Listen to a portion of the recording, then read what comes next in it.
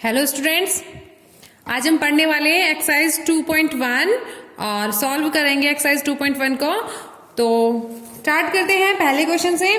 First question में आपको दे रखा है कि निम्नलिखित व्यंजकों में से कौन कौन से एक चर में बहुपद है और कौन से नहीं है। कारण के साथ अपने उत्तर दीजिए। आपको बताना है कि ये जो दिए गए व्यंजक हैं, इन व्यंजकों में से एक चर वाले व्यंजक कौन से हैं और एक चर में बहुपद कौन से हैं। ठीक है, तो एक चर में बहुपद बताना होगा तो सबसे पहले तो हमें यही पता करना होगा कि ये बहुपद है या नहीं है। ठीक है, अब बहुपद के लिए हमने कल कंडीशंस पढ़ी थी कि दिया गया बीजीय व्यंजक अगर बहुपद है या नहीं है, तो उसमें 3 कंडीशंस थी। कि पहली कंडीशन आपको दी हुई थी कि जो चर पद होते हैं,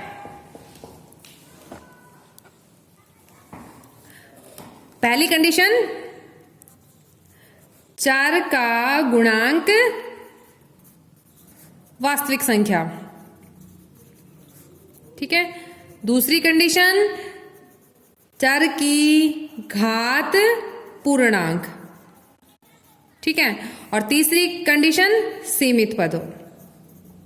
तो अगर ये सारी चीजें होंगी तो वो पॉलिनोमियल होगा। ठीक है, अब आपको पहला वाला पार्ट दे रखा है क्वेश्चन फर्स्ट का कि 4x² माइनस 3x प्लस 7, और इसमें आपको बताना है कि ये एक चर में है या नहीं है, और सबसे पहले हमें यही पता करना होगा कि ये बहुपद है या नहीं है। ठीक है, तो पहला वाला व्यंजक लिखा हमने 4x² माइनस 3x प्लस 7। ठीक है, दिए गए व्यंजक में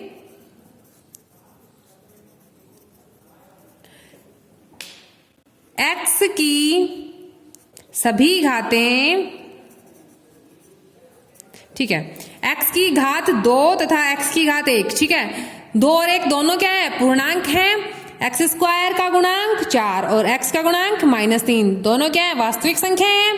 तो हमने कह दिया है कि सभी घातें पूर्णांक हैं। ठीक है, तथा x का गुणांक, x नहीं चर का गुणांक। ठीक है, और यहां भी हम चर लेंगे। ठीक है, क्योंकि x में ही नहीं है, हमारे पास x² भी है। तो चर की सभी घातें पूर्णांक है तथा चर का गुणांक वास्तविक संख्या है तथा सीमित पद है। अतः दिया गया व्यंजक बहुपद है। ठीक है, अब ये तो प्रूव हो गया है कि ये बहुपद है। ठीक है, अब हमें ये बताना है कि ये एक चर में है या नहीं है। तो चरों की संख्या हमें बतानी होगी। तो यहां पर चर क्या है, x, और यहां भी चर क्या है, x। x के अलावा कोई भी चर नहीं है, तो चर क्या है, x है। अतः दिया गया व्यंजक एक चर में बहुपद है। ठीक है, आपको ऐसे सारे पार्ट सॉल्व करने हैं क्वेश्चन फर्स्ट के, कि पहले तो आपको ये बताना है कि दिया गया व्यंजक बहुपद है या नहीं है। फिर उसके बाद हम चेक करेंगे कि वो उसमें बहुपद है तो एक चर में है या फिर एक से ज्यादा चर में है। सेकंड पार्ट है y² प्लस √2।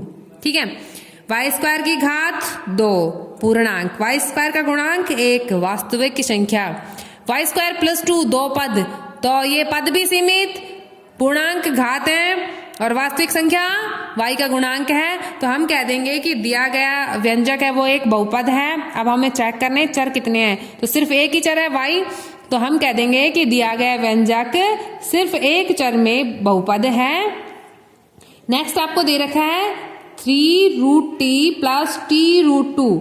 अच्छा, 3√t, रूट का मतलब होता है घात कितनी, 1/2। अब 1/2 क्या है, पूर्णांक है या नहीं है, नहीं है, क्योंकि 1/2 एक परिमेय संख्या है और ये पूर्णांक नहीं है। अतः हम कह देंगे कि दिया गया पद जो है वो बहुपद नहीं है। सेकंड सेम कंडीशन 3 की तरह कि बहुपद नहीं होगा। अब आपके पास है next question x to the power 10 plus y to the power 3 plus t to the power 50। और आपको बताना है कि ये बहुपद है या नहीं है। सभी जो चर दे रखे हैं, x की घात 10 पूर्णांक, y की घात 3 पूर्णांक, t की घात 50 पूर्णांक घाते हैं। अच्छा, दूसरी चीज, गुणांक वास्तविक संख्या है, सबके साथ गुणा में 1 है और 3 पद हैं तो पद भी सीमित। और अब हम इसको नाम दे देंगे कि दिया गया व्यंजक बहुपद है, पर कितने चरों में, x में, y में, t में, 3 चरों में बहुपद है। ये तरीका है क्वेश्चन फर्स्ट को सॉल्व करने का कि सबसे पहले हमें बताना होगा कि दिया गया व्यंजक बहुपद है या नहीं है। अगर बहुपद है तो चरों की संख्या लिखनी होगी, एक चर में है तो एक चर का बहुपद, 2 चरों में है तो 2 चर का बहुपद, और 3 चरों में है तो 3 चर का बहुपद। चर हमने कल पता ही कर लिया था कि ऐसी राशि जिनका मान निश्चित नहीं होता, यानी कि x, y, a, b, c वाली जो टर्म्स होती है उनको हमने क्या नाम दिया है, चर, या फिर इंग्लिश में हम इसको बोलते हैं वेरिएबल्स। सो नेक्स्ट क्वेश्चन 2, निम्न में से प्रत्येक में एक्स स्क्वायर का गुणांक लिखिए। ओके, एक्स स्क्वायर का गुणांक मतलब एक्स स्क्वायर के साथ में गुणा में जो अंक होगा वही एक्स स्क्वायर का गुणांक। अच्छा, पार्ट फर्स्ट आपको दे रखा है कि 2 plus x square plus x. अब हमें और पद नहीं देखने, सिर्फ क्या देखना है, एक्स स्क्वायर वाला देखना है। अच्छा, 1 into x square means x square, तो एक्स स्क्वायर के गुणा में कौन सा अंक है, 1, तो एक्स स्क्वायर का गुणांक कितना हो जाएगा, 1। नेक्स्ट आपको दे रखा है 2 minus x square plus x cube. अब आपको सिर्फ एक्स स्क्वायर वाला लेना है, ठीक है। एक्स स्क्वायर के साथ गुणा में -1 है, सो -1 into x square minus x square, तो यहां पर एक्स स्क्वायर का गुणांक कितना हो जाएगा, -1 हो जाएगा। नेक्स्ट क्वेश्चन आपके पास है third part, π/2 x square plus x. X square के साथ गुणा में π/2, सो एक्स स्क्वायर का गुणांक π/2। Fourth part √2x - 1। अब आपको यहां पे बताना है कि एक्स स्क्वायर का गुणांक क्या है। एक्स स्क्वायर का पद ही नहीं है, पद नहीं है तो गुणांक भी 0। ओके, तो ऐसे आपको बताना है, एक्स स्क्वायर के साथ गुणा में जो अंक होगा उसी को हम गुणांक बोलते हैं, ठीक है। आपको एक्स स्क्वायर का गुणांक पूछा था तो एक्स स्क्वायर के साथ गुणा में जो अंक उसी को हमने गुणांक नाम दिया, और ये तरीका है कि एक्स स्क्वायर के गुणांक ज्ञात करने का। नेक्स्ट क्वेश्चन आपको दे रखा है 35 घात के द्विपद का और 100 घात के एक पदी का एक उदाहरण बताना है आपको, ठीक है। 35 घात का द्विपदी, 35 घात का द्विपद, ठीक है। अभी 35 घात का द्विपद है। 35 घात का द्विपद मतलब जिस भी चर में ये बहुपद होगा उस चर की अधिकतम घात कितनी होगी, 35 होगी। और पद कितने होंगे, पदों की संख्या 2 होगी। द्विपदी मतलब पदों की संख्या 2। माना कि हम ले रहे हैं x में 35 घात का द्विपद, x में 35 घात का है मतलब x की अधिकतम घात 35। द्विपद मतलब दूसरा पद आपको कुछ भी ले सकते हैं, हमने ले लिया ये x की घात 35 प्लस 9 ले लिया, ठीक है। दूसरा तरीका x की घात 35 प्लस 4x, इस टाइप से भी ले सकते हैं हम। पदों की संख्या 2 होनी चाहिए, एक पद 2 पद, और x की अधिकतम, x में बहुपद ले रहे हैं तो x की अधिकतम घात कितनी होनी चाहिए, 35 होनी चाहिए। नेक्स्ट आपको दे रखा है कि 100 में एक पदी। अच्छा, हम x में a में लेते हैं, a में 100 घात का एक पदी व्यंजक, ठीक है। अब a की अधिकतम घात कितनी होगी, 100 होगी। पद कितना, 1, ठीक है। जिस भी हम चर में ले रहे हैं उसी की अधिकतम घात कितनी कर देनी है, 100 कर देनी है। तो ये प्रोसेस है कि किसी भी घात का व्यंजक कैसे ज्ञात करते हैं, दिए गई घात हो उतनी ही अधिकतम घात कर देंगे, तो ऐसे व्यंजक ज्ञात करेंगे। नेक्स्ट क्वेश्चन आपका दे रखा है कि निम्न बहुपदों में प्रत्येक बहुपद की घात ज्ञात कीजिए, ठीक है। अब आपको घात ज्ञात करनी है तो पहला ही जैसे आपको पार्ट दे रखा है कि 5x³ plus 4x square plus 7x। Okay, ये आपको एक व्यंजक दिया हुआ है और इस व्यंजक में आपको बतानी है कि ये बहुपद दिया है, इस बहुपद की घात कितनी है, ठीक है। अब डिग्री ऑफ पॉलिनोमियल कल हमने पढ़ा था कि डिग्री ऑफ पॉलिनोमियल क्या होता है कि किसी भी पॉलिनोमियल में जो चर दे रखा है मीन्स जो वेरिएबल है उसकी मैक्सिमम पावर, यहाँ पे ये x में है 5x³ 4x² plus 7x, x में बहुपद है तो x की अधिकतम घात कितनी, अधिकतम घात यहाँ पर 3, 2 और 1, अधिकतम घात कितनी 3, तो ये इस बहुपद की घात भी कितनी हो जाएगी 3 हो जाएगी।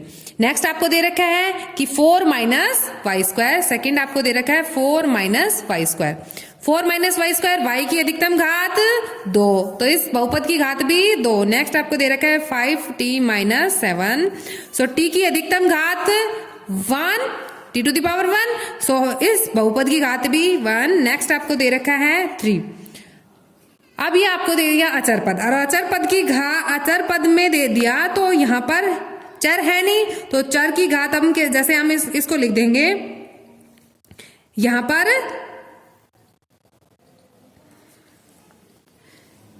3 plus 0 into X to the power 0, ठीक है, 3 plus 0 into X to the power 0 यानी x की घात 0, तो ये क्या हो गया हमारे पास 3 में 0 ऐड किया वापस 3 आ गया हमारे पास, तो यहां पर x की अधिकतम घात यानी कि जब आपको चर ओनली अचर पद दे रखा हो, चर पद नहीं दिया हो, उसमें क्या हो जाएगी आपकी उस बहुपद की घात 0 हो जाएगी। सो ये तरीका था। नेक्स्ट आपको दे रखा है निम्नलिखित बहुपदों में कौन से रैखिक हैं, कौन से द्विघाती हैं और कौन कौन से त्रिघाती हैं।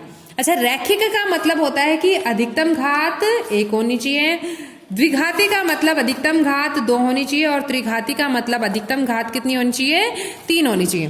पार्ट फर्स्ट आपको दे रखा है कि पार्ट फर्स्ट में x² प्लस x दिया हुआ है, ठीक है, x² प्लस x। अब यहां पे हमें बताना है कि x² प्लस x, ठीक है, x की अधिकतम घात कितनी 2, तो इस बहुपद की घात 2, इसका मतलब ये कितना है द्विघाती बहुपद है। नेक्स्ट x माइनस x³ अधिकतम घात 3, तो ये कितना घात का बहुपद त्रिघाती बहुपद।